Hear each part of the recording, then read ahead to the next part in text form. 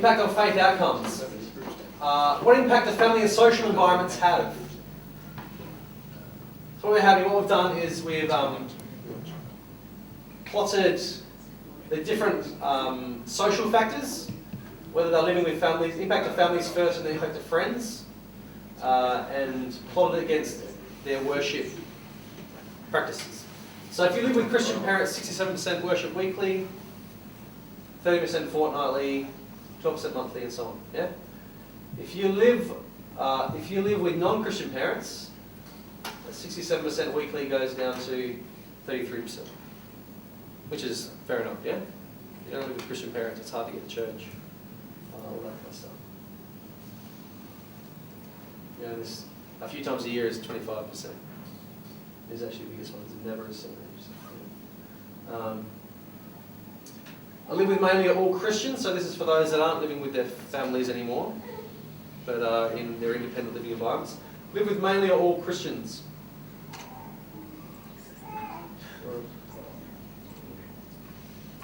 66%. So that one's actually just the same as living with parents. Live with mainly all Christians. 6% worship weekly, 15 fortnightly, and then 7 monthly, and so on. Live with mainly all non-Christians. 32%. It's actually worse than living with non-Christian parents. Just 1%. 32% weekly, 10% fortnightly, 16 monthly, 26 a few times a year. 13 there. Now, friends. Mainly Christian friends. 79% worship weekly. 12% fortnightly, 6% monthly, and whatever. Not much for the rest. If I have mixed friends, that goes down to 56% weekly. 40% fortnightly and 30% monthly. Mainly non-Christian friends, 37% weekly, 20% fortnightly, 10% monthly, a few times a year, 13% the other. So that's the contrast there between mainly Christian friends, mainly non-Christian friends. Now, I hesitate to show this because I don't want us to be like, let's not let our children hang out with any non-Christians. That's not my motivation here. I think that would be very foolish. I think what this tells me is that we need to do a better job of discipling our young people so they have a faith that is robust enough to stand up amongst their friends, or amongst their non-Christian friends. It shows a failure of our mission impetus that, ideally for the sake of Christ's mission into the world, we should have mainly non-Christian friends. Yeah. Because those are the people that we're reaching. But we haven't raised, and I don't think we are, I don't think I am, sort of in that place where I can both robustly hold my own faith and also be deeply engaged in the things that are challenging. Yep. Our church is raising our young people better. Our culture is raising our young people better than our churches.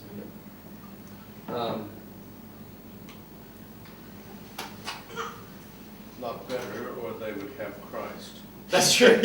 More effectively. Yeah. Also, the ones that are hanging out with non-Christian friends only, Yep. and they're coming to church, there's a bit of a gap there too. Why aren't they finding some friends somewhere in this church? And you can't make that automatic, but certainly poses. Yeah. So really, we want the ideal right here in mixed friends, don't we? Yeah, absolutely. Yeah, that's good. Next one. All right. And let's have a look at it just quickly. We plotted it also against wandering from their faith. So, live with Christian parents, 42% wander from their faith. Live with non-Christian parents, 71% wander from their faith. So, 42, which is below the average, is 51. Remember? So, Christian parents 42%, non-Christians 71%. You're not living at home anymore, but you live mainly with all Christians. 54% wandered. You're still above the average. Living mainly all non-Christians, not much difference, 63%. Let's look at the friends again. Mainly Christian friends, 43% again. It's below the average of wandering from their faith. Mixed friends is 52%, about the average. Mainly non-Christian friends, 80% have had a time where they've wandered from their faith. Again, this shows us we are not discipling our young people with a robust enough faith to actually stand up in the face of a hostile world that they find themselves in, and friends who ask them questions. Could you just compare again living with non-Christian parents and living with mainly non-Christian friends? 71 to 80. So non-Christian parents, 71%. Sorry, and then live with mainly or all non-Christians. Second line. So the two on the second line. 63, 71. So the message is encourage those who have non-Christian parents to move out of home. Yeah.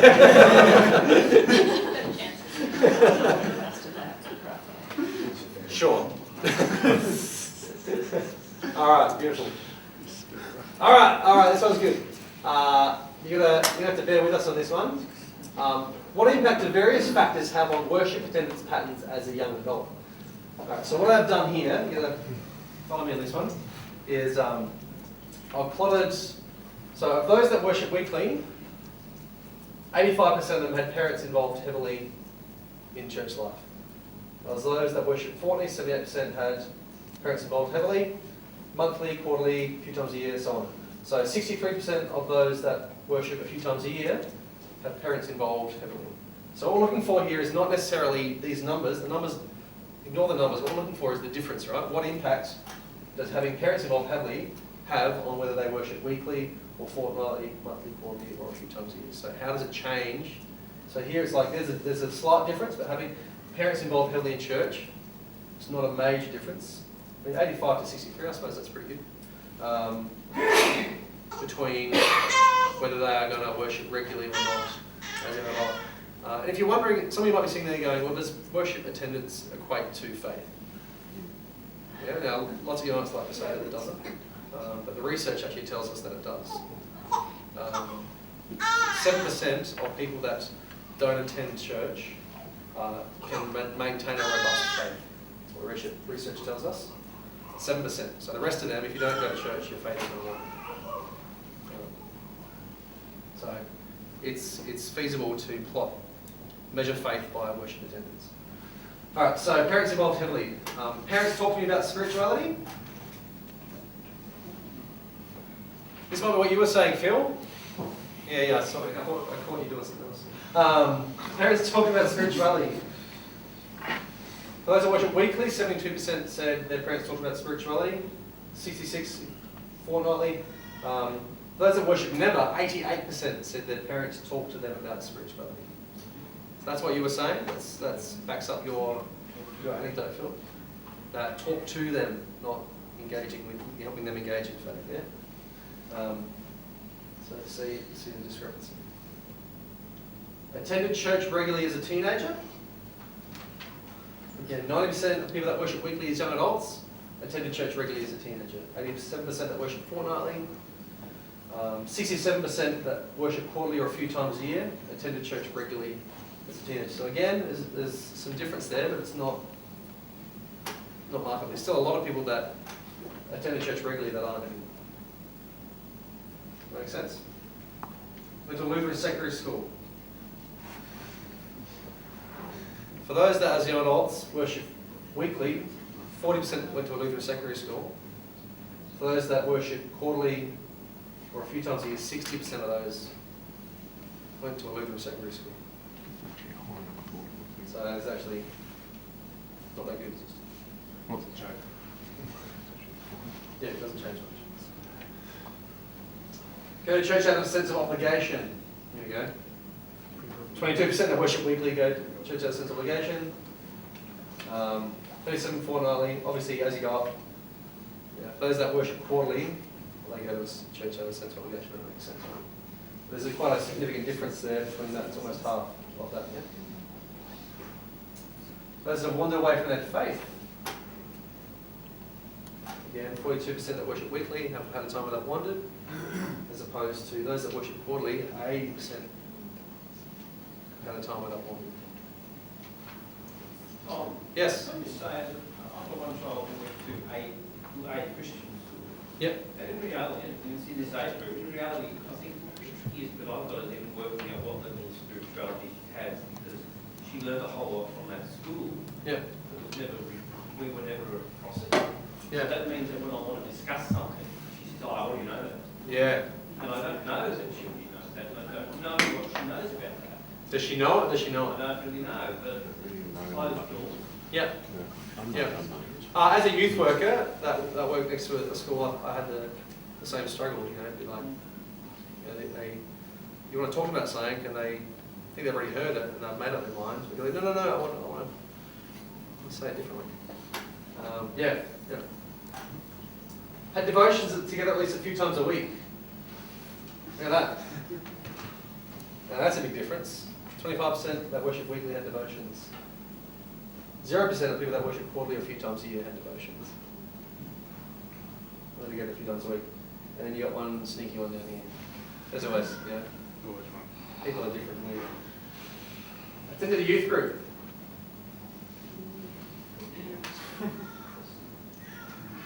79% of those that attend weekly attended a youth group. 70% of those that attend quarterly attended a youth group. Out of all those things here, youth group in Lutheran Church in Queensland has the least impact. All those years wasted. I know! LIQ, shut it down. You just sacked yourself. When I found this, I found it like 10 to 5 just before I was going home, and I wrote home going, oh my goodness, I wasted my life.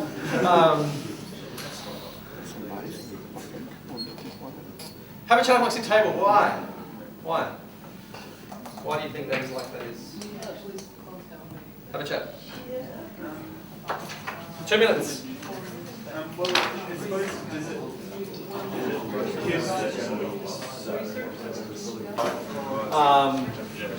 And as I slept on it that night, I thought there's got to be something in this. Why is this? So I go back to work the next day and I dug around and I found some really very interesting and compelling information. So let's see. So young adults and youth involvement. 77% of young adults went to a youth group in their teenage years. That's quite a few, yeah? Is that 77% of all respondents? No. Yep. Okay. 77% of all our respondents went to a youth group in their teenage years. What impact did youth attendance have on worship habits? Again, so if the average is 62% weekly, 40% fortnightly, 10% monthly. So there's the average. If they went to a youth group, didn't change much at all. If they didn't go to a youth group, okay, it's a little bit of difference besides the average. But the average of the whole data group and those that went to a youth group is negligible, really, the difference there. Just that was just looking at that data in a different way, just to confirm that what I saw was right, and then I cried some more. In our survey, we asked people, how did youth group contribute to the faith that you have now? Yeah, this is what they said. Get me supportive Christian friends, 62%. That's like far above anything else, 62% as opposed to 28% was the next one. Better understanding of community. 28% understanding basics of faith. 24% discussing deeper issues. 20% a love for worship. 20% Bible knowledge. 17% said it didn't contribute at all. At least they're honest. 14% said ability to think through ethical issues.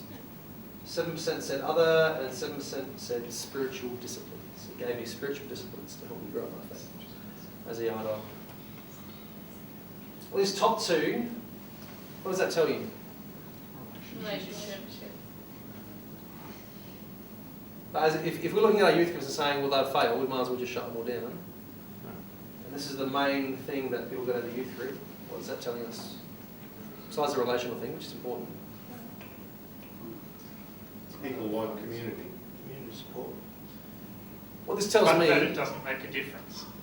What it tells me is that Youth group was just a fun place. They came and played games and hung out with people, and that's it. And they had a 10-minute devotion at the end and went home.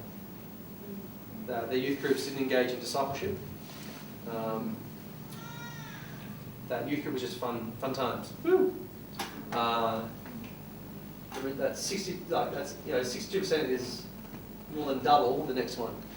Tom, is that, Supporting Christian I friends. know it's asking a leading question, whatever, but I don't see that as particularly a problem, because of the age group we're talking about, high school age kids, that sort of social interaction thing I think is really quite vital. Oh, I agree. But when that's up there and you've got spiritual disciplines right down the bottom, this tells me there's an imbalance. And the question is, how did your youth group contribute to the faith you have now? So, well, it contributed socially, but not really in any significant, deep, kind of foundational ways for my faith. Yeah, the thought I'm having is that the youth group can be good if it's a complement rather than competition to other important faith relationships in a congregation. Yep.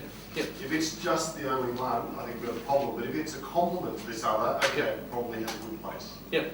Research tells us those churches that have the most vibrant youth ministries or young people growing in faith have both intergenerational connections and peer groups for youth. So both are important. The peer group, where I can go, I'm not the only young person that believes this Jesus thing. There's others. Look, there's a cool kid. It's okay to be a Christian.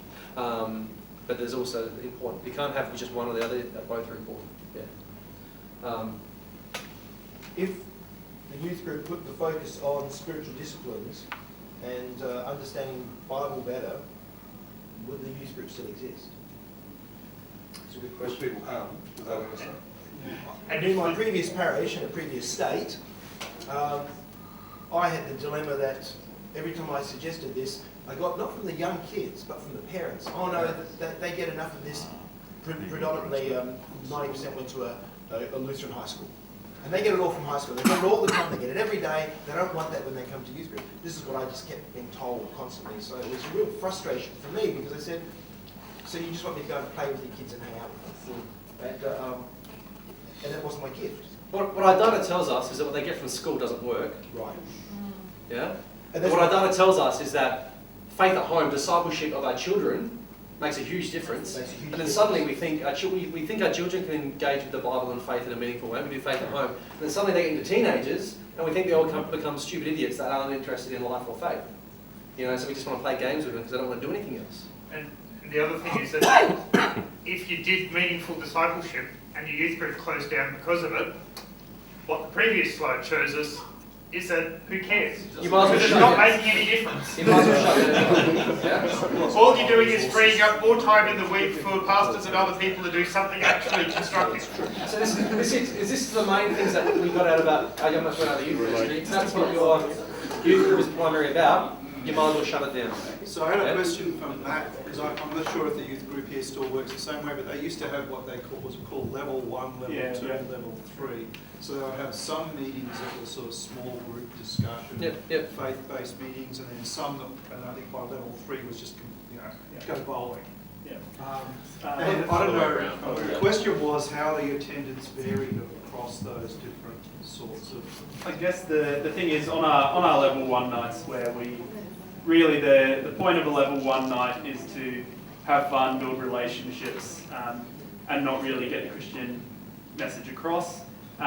Those nights might get close to 30 people come in, etc. Depends really, it's shrunk a bit lately. Then level 3 nights are our real small group studies. The whole night is focused on worship and doing a Bible study. Then for them, you might get 10 to 15, so it does shrink a lot.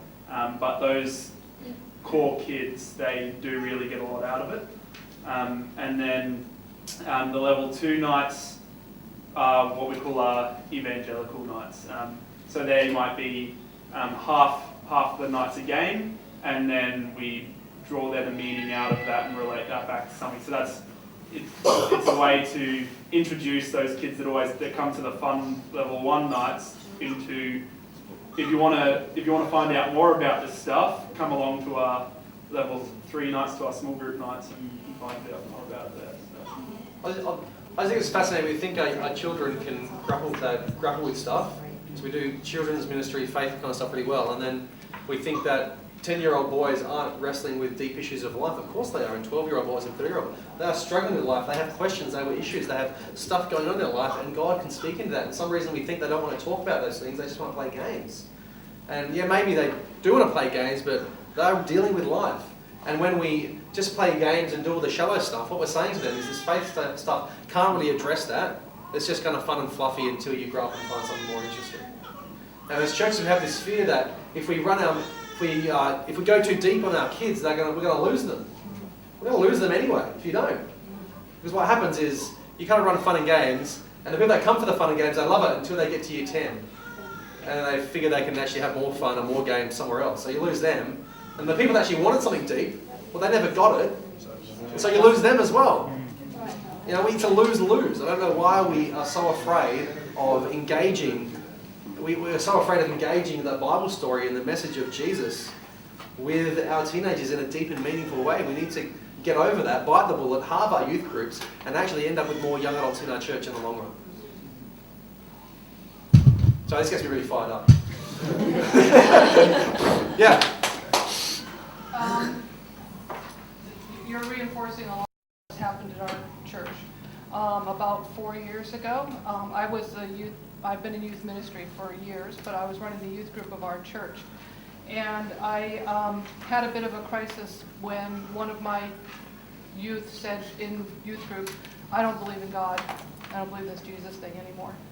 And I went, and I went out and thought, what am I doing? Kind of a whole thing about what this survey did for you, a little bit about what am I doing, where's my goal? And I spoke to our pastor and I said, I think we're doing it wrong. I think we have the wrong approach. I think that we need to stop the farce that we're actually making a meaningful change in these children's lives. And we shut our youth group down. And what we started doing was working with families on discipleship in the home. And I don't know what the impact is going to be. I don't know if it's going to create a revolution. But I can tell you what people are saying to me is that they're finding that if they take 2-3 nights a week where they sit down and just talk about, they'll read a Bible verse and they'll just talk about God, and then sorts of things. I don't know what it's going to do, but I call it actually the de-institutionalizing of faith. Yeah. Parents are no longer taking their children to the big institution of school and church to raise their families. Yep, and that's spot on. I think you got the nail on the head, and that's what we need to do. We need to give responsibility back to the parents. Phil, quickly? Just one comment. When I first became involved with youth 10 million years ago, I was faced with this dilemma that I had youth groups everywhere that weren't the kind of youth groups we had now, but seemed to be based on a service model. And I sat down and I said, this has all come from, we supposedly have a whole lot of young, energetic, motivated Christians around who want to get together with people of their age and do stuff that's worthwhile.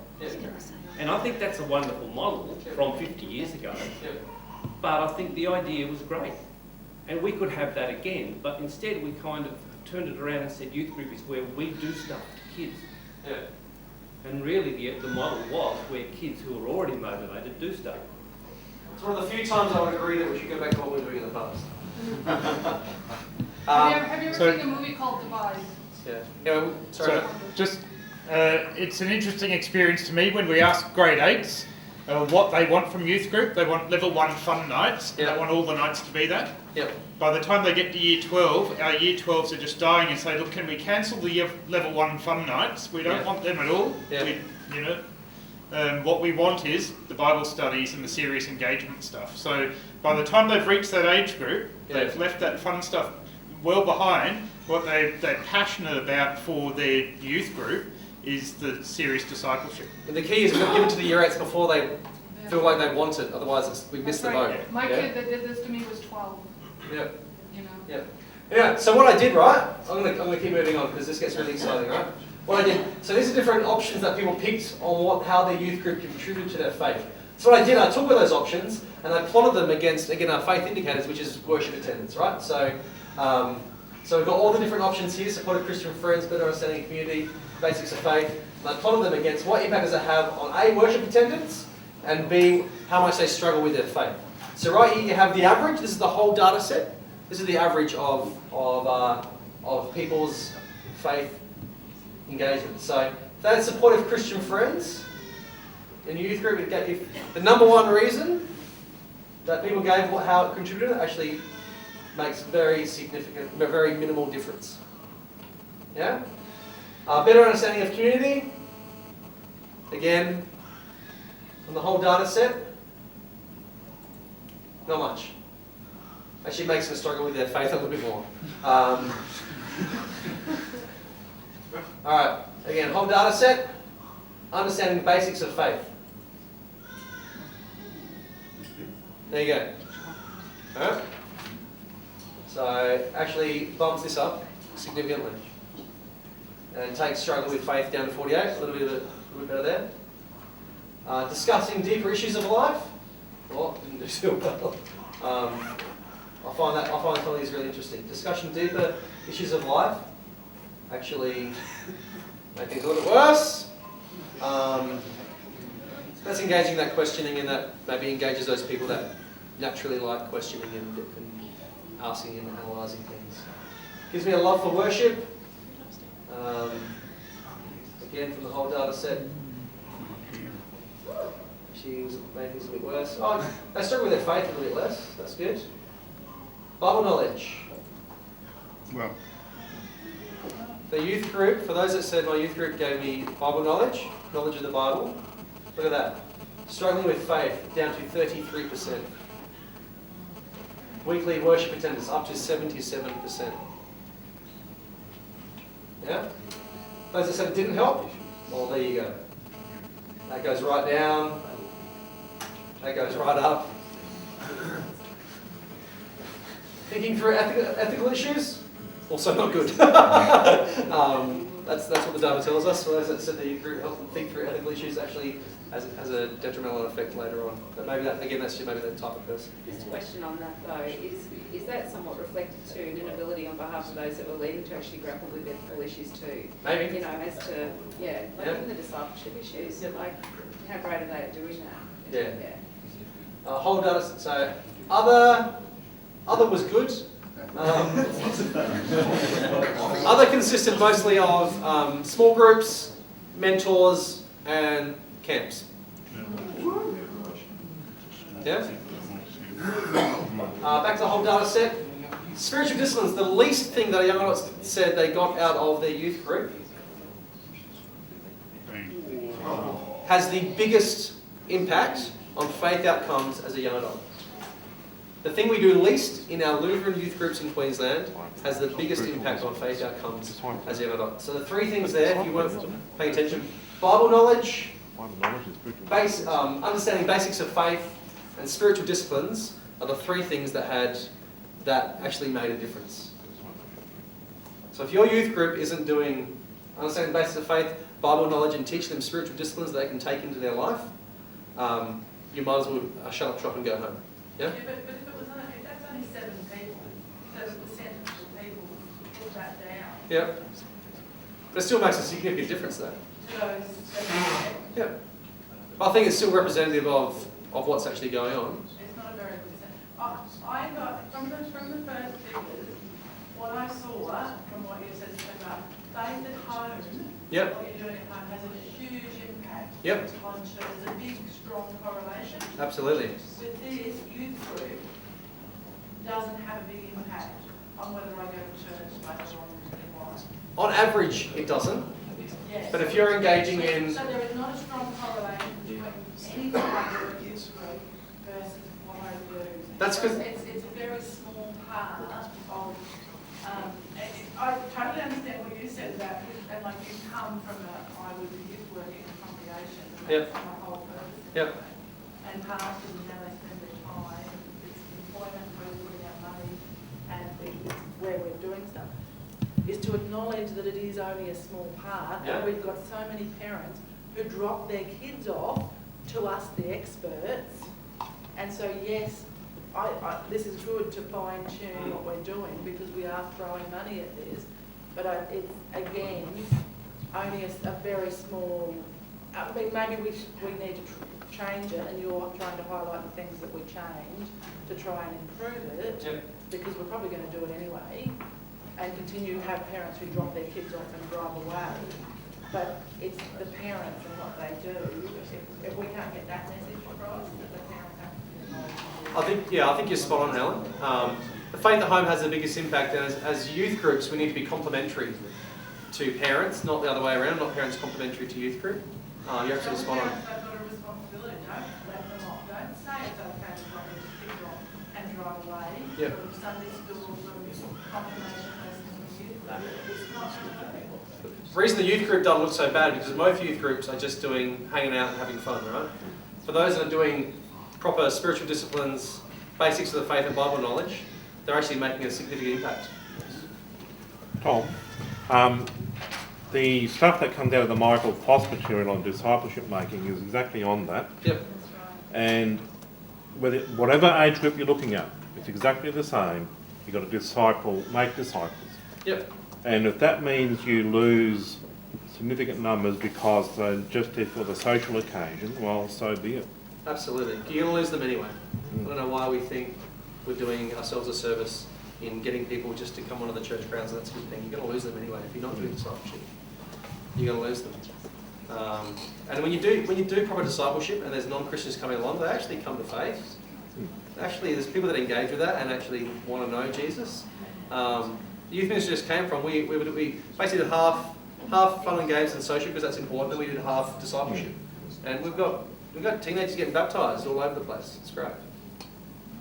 Can I just gonna add a bit of support to the contrary there for a moment, but I guess in terms of you saying that you may as well shut them down if you're not doing it, I guess it's what is the aim of the youth group? Is it the aim to completely forget about non-Christians and go down the road of spiritual disciplines, or is it also saying that, well, even though these fun nights might not actually be doing anything and helping them continue to come to church, is it still useful in the fact that they're not hanging out on the street, they're not going into partying and that, and instead they're here at least having good, clean fun?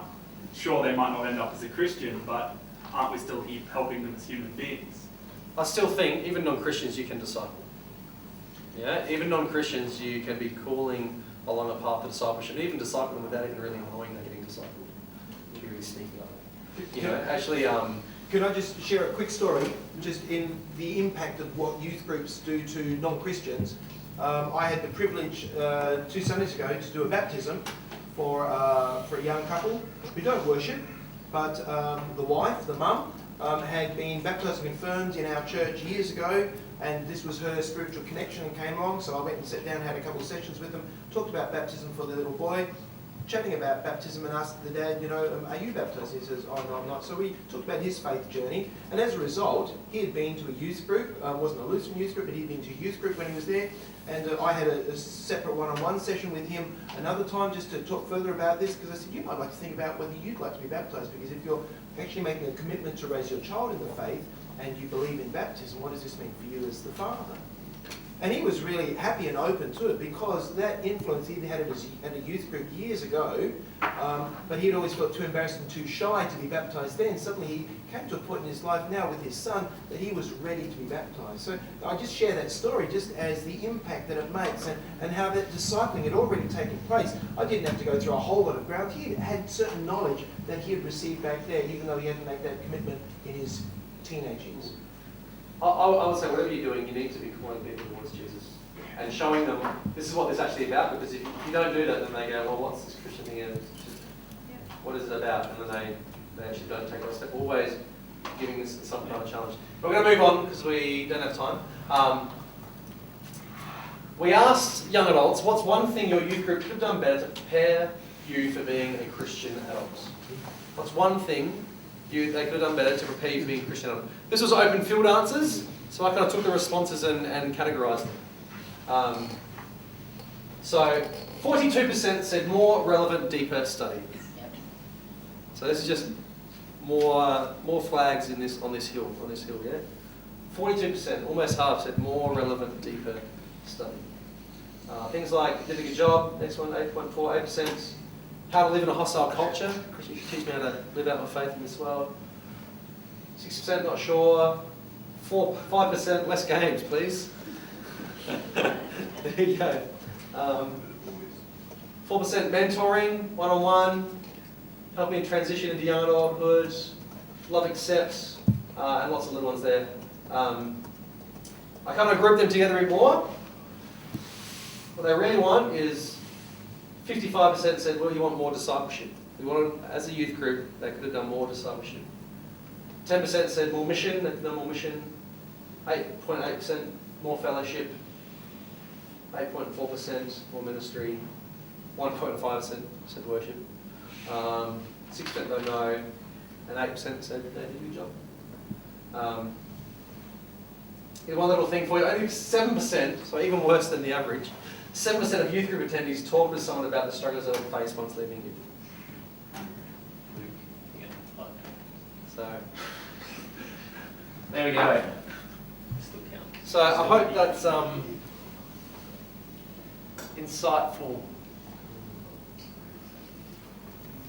for you around the youth ministries of our church and the kind of young adults they produce. Because that's really, if you want to do good young adult ministry, do good children's ministry. Yep.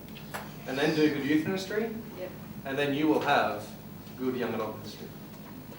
I was going to just ask you about because I know we're talking about this young adults, but I just remember back, I can't remember if it was Rolly Martinson or it was Dick Hardell, you know, the Child in the Hands, you're familiar with all of those things. And someone had said that, and it was true in the States, and I dare say pretty well true in Australia, that by the time a little boy was 8 or 10, he had already decided about his faith. I mean, 80%. They'd already made a decision that, church is for old women and for effeminate men. You know, they had made that impact because they didn't have that strong parenting adult leader. So, you know, the fact that youth doesn't seem to be making the impact that we would hope it would, it's because we haven't given credit to the fact that kids are making decisions already while they're still in primary school. What age was that? By the time they're 10 years old. 80% of people made up their mind whether God's for them or not by the time they're 10. 10. So what we try, if we... Isn't that scary? You got fewer years than What's the one had another chance? we're going to keep moving if that's okay. All right, we're going to shift back to the young adult data, okay? What are the young adults saying about the church? We're going to shift back to that, all right? What they most value at church. What do they most value at church number one, by far, is a welcoming community. Half of them said the sermon. 36% application of the Bible in everyday life, which is probably sermon again. 35% said singing songs. This is of people that attend weekly, by the way. Regularly receiving Holy Communion, 34%. 32% said exploring faith in small groups. 25% said forgiveness of sins, what they most value at church. 20% praying to God. 16% said good music. You know, forget about your worship wars. Start arguing about how many adults have relationships with young people. Yeah. 12% other, and 9% opportunities to get questions answered. That's your week. People that attend weekly. For those that attend fortnightly, a little different. So, Had a whole extra week to get sins under their belt. Just explain to me again how you get these figures. People can answer more than one question. So they can tick every one though? 3. They pick top 3. They get top, okay. Yeah, that's how So it still is. with that That's top 3. how it's been for most of the questions. Yeah. Top 3. 39% forgiveness of sins, that's up there. Good music gets more important for fortnightly people. Still the sermon, application of the Bible, singing songs. Receiving Holy Communion gets a bit more important. Small groups get less. Praying to God gets a bit less, I think. Very like very Good facilities. Yeah. 9.7%. Good coffee. Yeah. Hey Tom, Yes. what was the percentage of young adults saying that they left church because they didn't get good enough answers? Was it like very, very low or something? Because they had, like 9.7 said they had the opportunity to get good answers.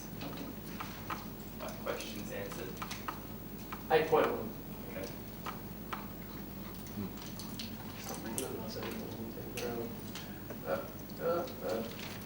Fortnightly. Alright, monthly.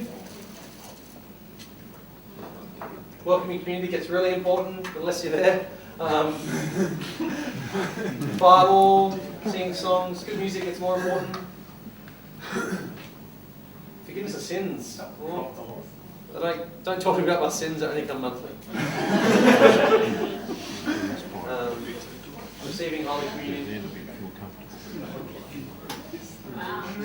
Quarterly. You've only got 10 people in this data group, so that's why it's very simplistic like that. A few times a year.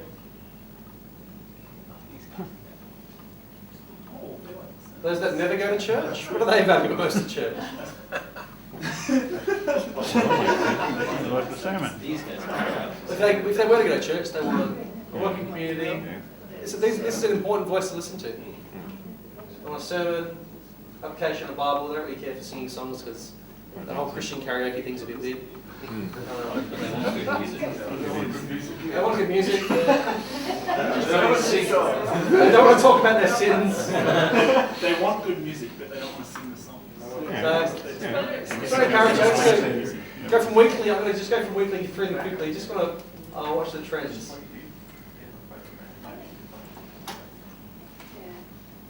So when you go from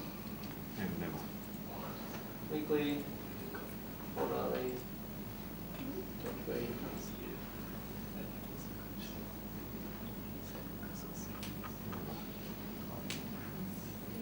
What I've done, right, is I've plotted this against the whole church. So I got NCLS data and said, what was the whole church say? Some of them, I tried to connect them as best as I could. This is what the whole church values compared to young adults.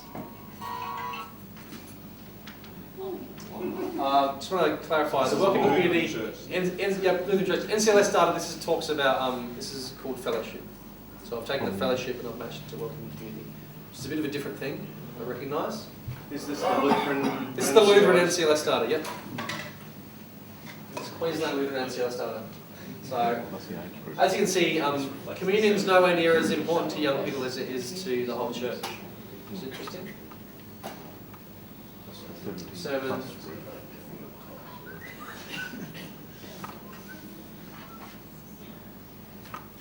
So welcoming community, again, relationships, feeling like people are happy that I'm there, that I can connect with people.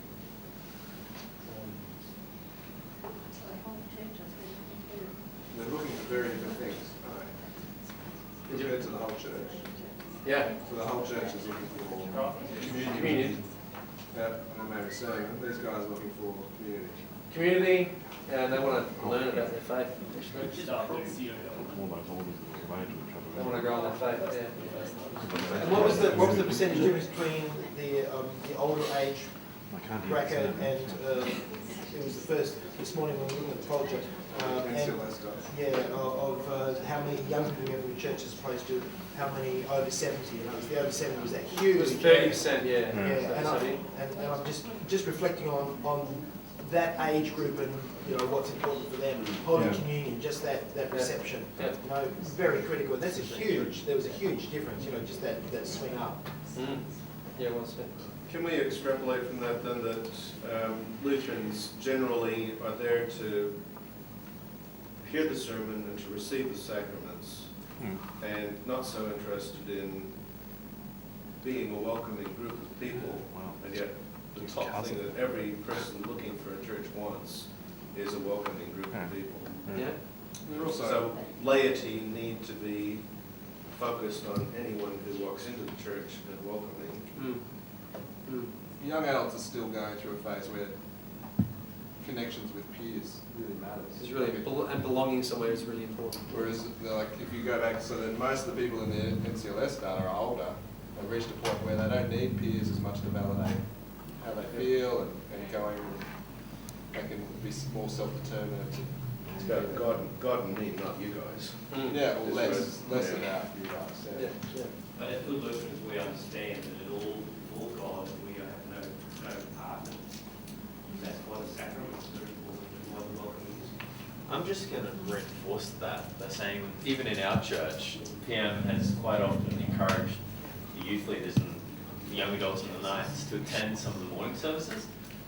And when we do, we walk in, we sit down, we walk out, and there's no interaction with us. Hey, we get morning tea. Oh, we get morning tea. Nobody else gets morning tea when they turn up. We just know where all the supplies are, it's okay. You're quicker. All right. What are the most important spiritual practices to help you grow in your faith? So those that attend worship regularly is regular prayer, regular Bible reading at the top. That's kind of given, really, isn't it? Talking with other Christians is third. 2%. There's that relational thing again. Yeah. Regularly going to church comes in fourth at 42%. Acts of service 23. Regularly attending Holy Communion 12. It's right down there again. Other at 8. Listening to Christian music 8. Keeping a journal 4.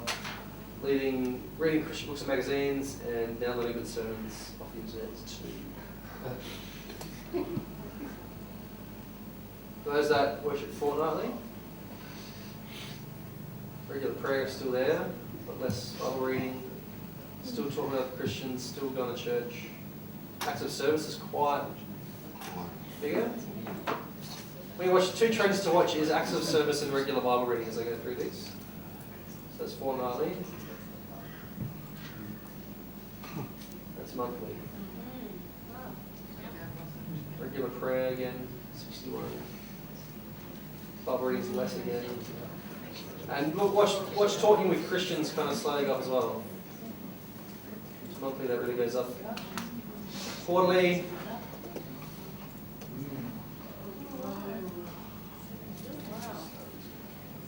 So again, that relational, conversational aspect of young adult exploring faith is really important, because that's where we get the authentic stuff as well. You know, I can do the liturgy, but when I talk with someone about what God's doing in their life and I share what I'm doing in mine, it's real and authentic, and actually encounter God in it. Do you have a breakdown of the 300 people across each of those ones? Because you're not going to have 50 weekly, 50 fortnightly, 50 monthly. You could have 200 of your 300 people were in the weekly group, or could have been more quarterly, just to get a watching a small group is hard to get a real. It's mostly weekly. Hold on, I'll tell you.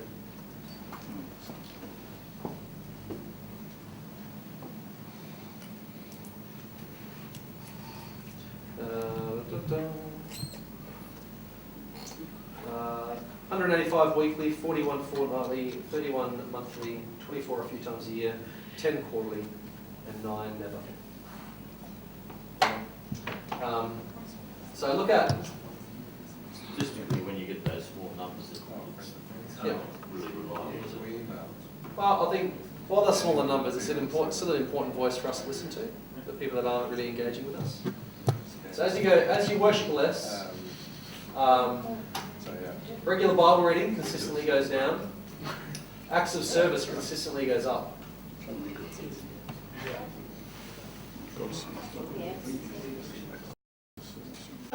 Oh, for those, we see the acts of service go up as worship attendance goes down. Acts of service goes up, and that some of that authenticity thing when you all say, you know, why are we just doing this holy huddle on Sunday what we should be doing is out doing acts of service, loving the community, living the way of Jesus. So that's why they value acts of service so much, and going to worship less because they don't go much. That's why you see that trend there. It's probably also the fact that they want to be a good person, and a good person does acts of service. Yep. And they'll see living out their faith through acts of service as a more authentic expression of their faith than going to church. Small group attendance, 40% go to small group weekly for those that do go to small groups.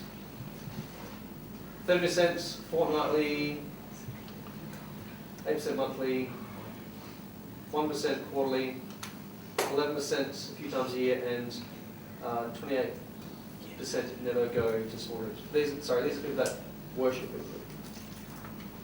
40% are in a small group, 28% are not in a small group. Those that worship fortnightly, no difference. Small group never, 61%, only 10% a small group.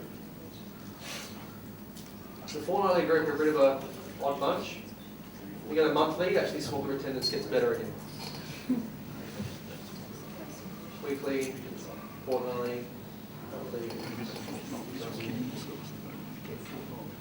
Quarterly, it's pretty bad. A few times a year it gets even worse. And never,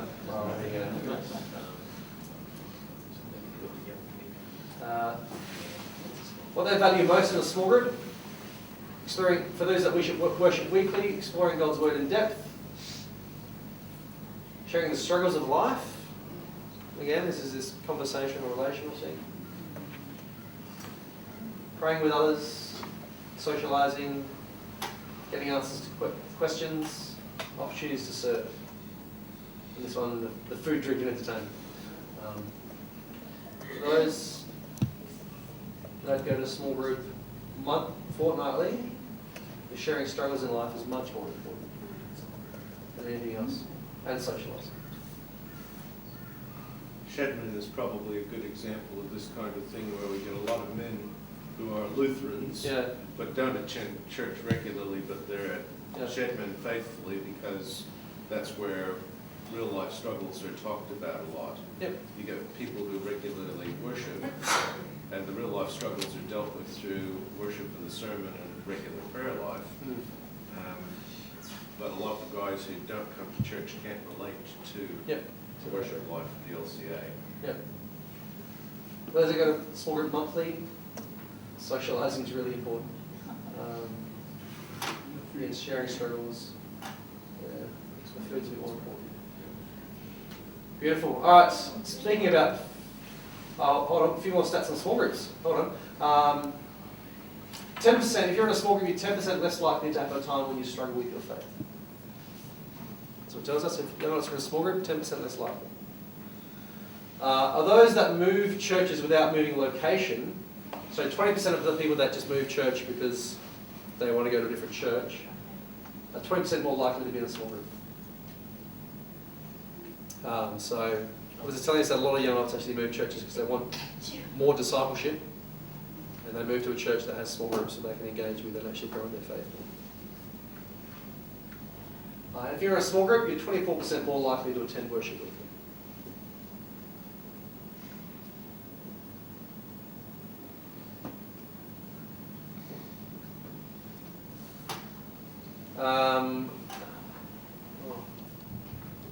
Just quickly, why young adults rarely or never go to church? It's been too hard to reconnect to another church. So those that move and just fall through the cracks, that's the biggest reason. Found alternative ways to grow outside the church, 18%.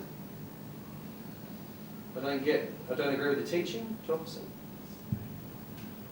12% said the church is judgmental. 12% said church does not relate to young people. 6.2 clicks on church leadership issues. And work on Sunday, transport. Never develop a habit. I'm not really Christian. There we go. That's a good reason. All right, let's have lunch, shall we? I'll pray. Then we'll get into some topic. Lord, thank you so much for the ways that you are challenging us and speaking into our heart, God. Thank you that you have given us the young people in our care. Jesus, please help us to be faithful to them, to listen to them, to guide them, to care for them. God, I pray that you settle in our heart what you want us to hear today, and that you remove the things that don't matter. God, thank you for the food we're about to eat and for the conversations we're about to have.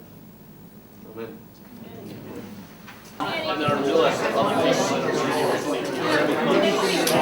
Through, is he? It looks like it.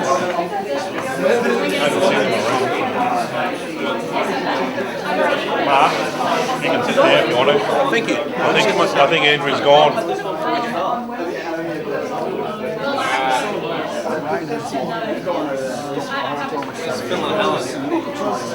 Phil and Helen still upstairs. Really encourage you. My job is to help you.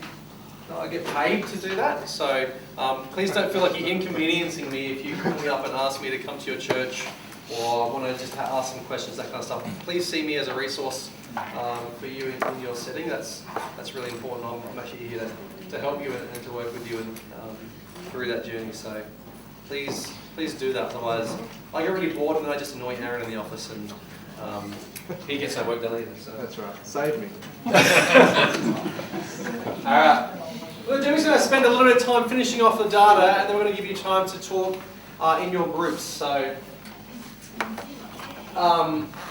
basically, I think there's two main questions left, which for me actually gave us some of the clearest insight into the mind of young adults from the research that we did.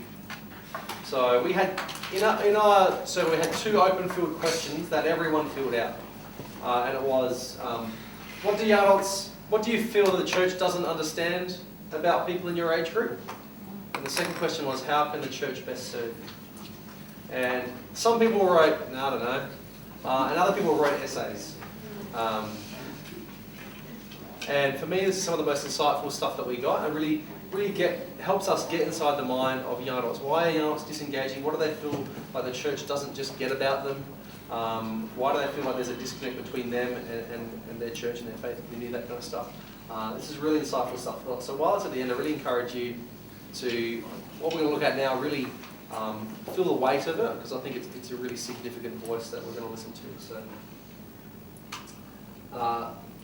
So what do young adults, again, this is an open field question. I tried to group them as best I could, but there was a lot of variation as happens with this age group.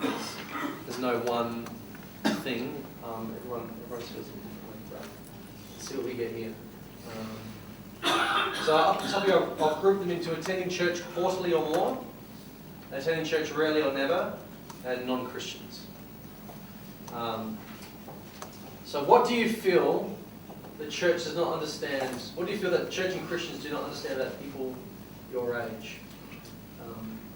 40%. We want something relevant, in depth, and authentic. I don't get that we want something relevant, in depth, and authentic. Again, this authentic word comes up. This relevant kind of thing. Again, it's about connecting. How do we connect? What are we talking about? They're talking about church here and worship. What's that? Relevant, in depth, and authentic. That's the number one response. Next one was we have a strong need for community, small group relationships, discussion, support. This kind of idea of gathering together with other people our age or just other people to talk through this stuff, to have real, again, authentic, deep conversations. People that we feel we're supported with, we can be open and honest. Now, the third thing that they feel we don't understand about them is the pressure and power of the non-Christian world they live in. The pressure and the power. They're actually articulating that the world we live in is powerful and it's tempting and it's getting to us. You don't understand how strong that is. Fourth was, I love this. This is great. Fourth was a desire for involvement and leadership, and acceptance of their new ideas. So the sentiment here was, we want to be involved in real decision making, and we want you to actually take our ideas seriously. So don't ask us what we want if you're not willing to do what we suggest. If you're not willing to seriously take that into consideration. And it's not, this isn't the sense of, they're not saying, we just want to change everything and make it our way. They're saying, we just want input. We want what we're involved in to represent us in some way. Yeah? That's quite a simple request. You know, we say when we confirm young people that they become, you know, fully voting members of our church, or maybe not voting, but full members of our church, but yet do we give their opinion and their place as much respect and voice as we say we should? You know, we confirm them and we say, well, they're a part of the church now, but are they really, or do we wait until they get 30 or more? At what age do we actually start taking their ideas seriously? This week in part of my reading, I was just excited to read through Ezra, and I've read it once before, but it just struck a chord with me again where when they're rebuilding the temple, and who is given the positions of leadership in rebuilding the temple? The Levites who are 20 years of age and up. Yeah, well. The leadership to rebuild the church, 20 years of age. Just loved it. Yeah, yeah. There's I remember I was doing research into something else for young ministry. There was someone reflected to me. They said, you know, a 25-year-old owns his own business. He has like multiple employees under him. So he runs a business where he employs multiple people. But he comes to church and no one takes him seriously. They think he's incompetent. It's like, well, why would I bother?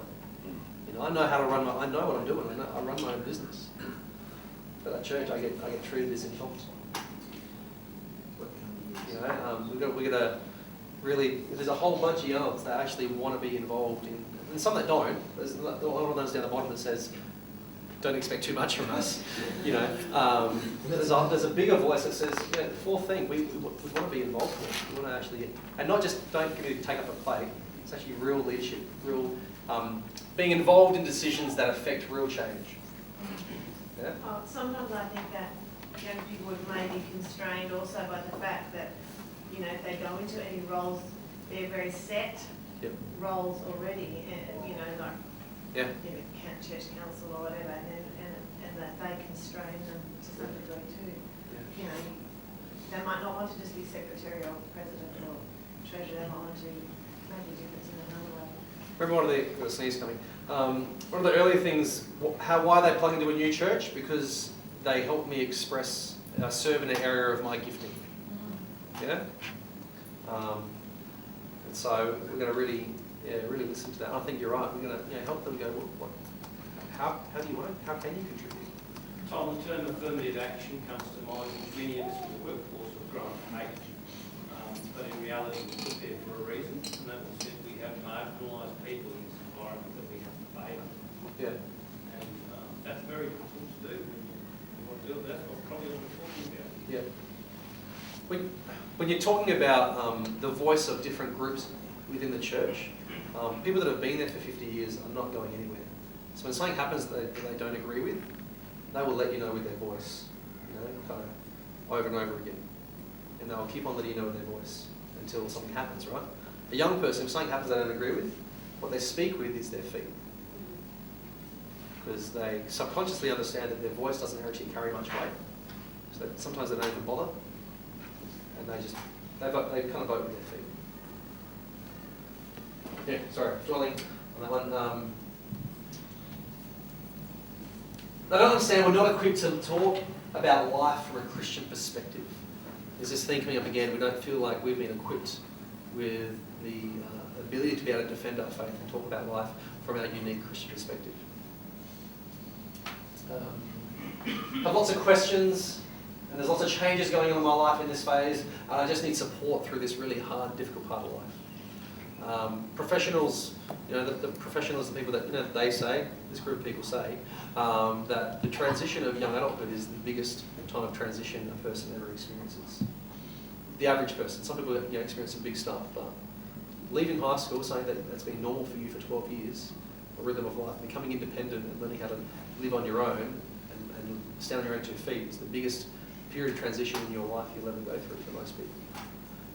And so we need to That's the time when kind of all our church structures stop supporting them. They graduate from youth group, all these kind of things, and they're kind of just there, nowhere. They need that support. Desire for intergenerational connections and mentoring. That's what they're saying. We want intergenerational connections and mentoring. And down here we also have prefer modern music rather than hymns. One of the quotes there was truth, not tradition. So that's just a good sentiment that really captures in a nutshell the view of young people and their sentiment. Truth, not tradition. So you can pick that apart and argue that as much as you want, but that's the sentiment. That's a really clear statement of the sentiment of young adults. We want truth, not tradition. The desire for truth is not a bad thing. Sorry? Aren't they both? Tradition and truth. I mean, isn't tradition truth? That's why I'm saying this is really insightful, right? Because they look at our tradition and they say, well, it's not authentic. Therefore, it's not true for them. It's not. If it doesn't connect to their life, then it's not true. Yeah. And if you have a look at that and compare it to the data you showed us earlier of the whole church, one of the things the whole church is doing is the traditional hymns. Yeah. And it was a huge chunk that people were going for these traditional hymns. Yeah. Whereas you're losing the young adults because it is. So. From my perspective, it's a big thing to go from the Black Book and the Red Book, was the Altogether, but now the Altogether's They're older than me. Young people, when they hear that you're doing a contemporary service and you are singing from Altogether books, they laugh at that. Yeah. That's the Altogether books. Some of those pretty books.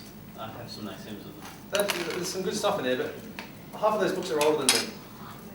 That's not contemporary. There, that's nothing more to say there, is it? What don't we understand? We want to explore and experience life outside the bubble. We want to find our own way, not be told what to do. Other things like, we feel looked down and judged by people as having weaker faith or lower morals. There's that boundary of the church again, whether you're in or out.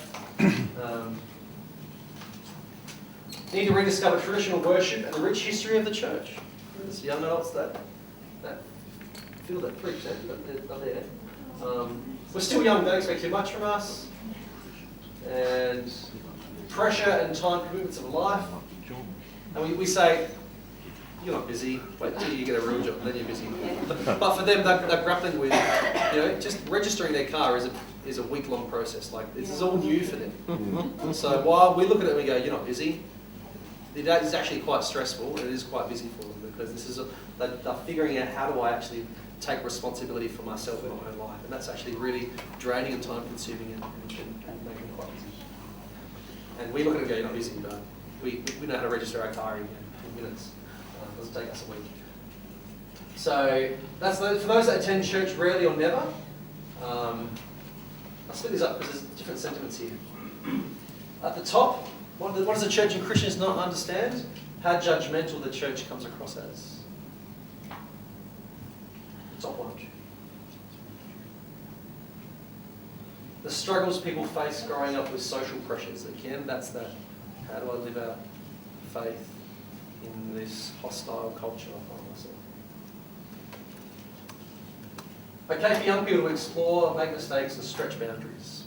Like, it's okay. It's okay. Let us explore a little bit. It's okay. We're not going to fall off the edge of the earth. How out of touch with modern society they are. So they're saying the church is out of touch with modern society. It's interesting. There's the common theme of the stress of being out of touch with the world that we live in. Yeah, it's what Jesus said, and I think it's the message that pastors need to preach more often within the context of the church. You're not here to have fun. You're not here to have a happy life. Jesus said, not peace but a sword.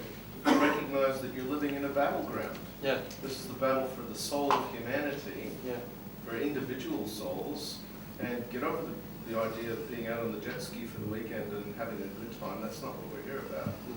And I think that's the depth that I can offer to the generation that sees the pressure. Recognize this pressure is not coming from your peers, this pressure's coming from sin, death, and the devil. Yeah. Yeah. Yeah, I agree. And fight it. But also what they're saying though is that we don't feel like we're prepared to fight for that. We don't feel like you've given us the tools to be able to actually fight. So we're just like, whoa, what do I do? I've got this faith, but I don't know what to do with it in this world because it's attacking me and I've got nothing to defend myself with. They're in the same hands as many 70-year-olds. Yeah, who yeah. haven't been equipped yet by the Lutheran Church. Yeah. Yep. I think like good apologetics is I think a big thing. Not sure they understand us well. Yeah. Sexuality. Does the church not understand just the sexuality stuff? How the world has changed, how the world is so different to the church's values. We need to apply Bible and faith to the modern context. That's again that same thing. Like, please help us apply the Bible and faith to the world we live in, so that we can fight, so we can stand up and be different. How out of touch with science they seem. They don't have the hold on one truth. And non-Christian, it's not a very big group. There's only like 10 or 20 of these, but it's still worth listening to. What do the non-Christians feel the church and Christians do not understand about? At the top, homosexuality and sex before marriage is normal and accepted. Deal with it, church. It's just how it is. Get with the times. How irrelevant the church/Bible is in today's world. Church doesn't play an important role in the exploration of young people. Don't know. The world is better off without religion. Lots of very strong opinions here, isn't there? I agree with that's impossible. How unnatural it is to believe in God in today's world. Church people seem too polished and too good. These are just one person's opinions. Don't need faith to be a good person. Nothing general to be said about this age group. Young people want change from their parents. Stop trying to be cool. Young adults are adults too. So there we go. How can the church best serve young adults? Attend church quarterly or more. It says, we want small group, deep community, real questions and faith discussed openly. Again, this comes up again and again. I mean, small groups, the community of people that are open and honest, where we can get real about life and real about faith and ask, we can discuss things in a deep level and be honest with our doubts and our questions. That's how we can best serve them, is create that kind of space. Next, support and care through life change. Be there, love us as we are. Don't be there so you can tell us when we're getting it wrong. Be there so you can love us when we're getting it wrong. Yeah? And continue to love us as we continue to get it wrong. And maybe gently guide us and ask us questions and point us back in the right direction. We want support. Number third is we want young adults, friendly, modern, relatable services, not just tradition. Again, it comes back to this whole, that quote before, truth, not tradition. I mean, it's the truth, when they're saying we want truth, we want relatable, it's that authenticity thing. It's that we want something that connects with us. We feel like the traditional stuff we're a part of does not connect with us. Therefore, it doesn't seem real or true or right. We want to be able to, we want to connect with God. We want to experience that in a deep and significant way. We feel like what we're a part of at the moment doesn't connect. It's not relatable. Where else can we serve them? Good teaching, theology, training in topics relevant to life stage. We want to be equipped. We want to be able to have a good toolkit so we can go to the world and kind of fight for our faith. 8%. Intentional discipleship / mentoring. Intentional discipleship / mentoring. And the next one after that is intergenerational mentoring by strong Christian role models. I've got them separate because one's specifically intergenerational, the other one's just international discipleship mentoring. If you add these two together, it would actually be the second highest thing. So idea of mentoring, relationships, discipleship. intergenerational role models is actually put together as the second highest. 7.5, help involve us in leadership and service. There that is again. Social events, places to hang out and meet others, inter-church events. That's a sentiment reflected mostly by people in rural areas. They're the only one in their church and within kind of 100 Ks in their age group, and they're like longing for that peer group, which is really important. Be willing to and respect and support young adults' ideas. Similar to what we said before. Opportunity to serve a wider community. Connect with and care for new or on the edge people. And other. So those are 10 church poorly or more. 10 church rarely or never. Look at this, right, 45% right at the top there. Acceptance, love, support, make contact, listen. Here it is again. I sound like a broken record. Real life application, again, how do I apply faith to my real life context? Better music. These people that don't go very often. Young ones are too complex, it's hard to say. And then informal worship. Don't be political. Be accepting of homosexuals. One person just said, just change. How can you serve us? Change. Be more open. Promote young adult stuff. Help guide us in life choices. Teach how to engage with the real world. So that's it. That's the voice of young people there. I hope you, as we went through those, you picked up some good themes and what the priorities are there. As we look at these, there's 5 major themes that stick out to us. The first one is community. There is a deep desire for community, for deep, real, authentic community, you know. And that desire is both a peer community and an intergenerational community. They are both strong desires. Second one is culture. The extent of disconnection between the faith they were brought up with and the culture they now live in. Young adults feel a sense of disconnection, that I have this faith, I live in this world, I don't know how to apply my faith to this world. I feel there's a sense of disconnect, and we need to help them bridge that. Transition, feeling unsupported in transition from high school to new life. Often the transition out of home as well.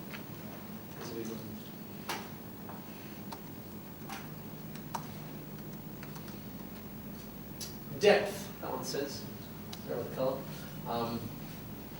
Hunger for depth of spirituality and relevant teaching.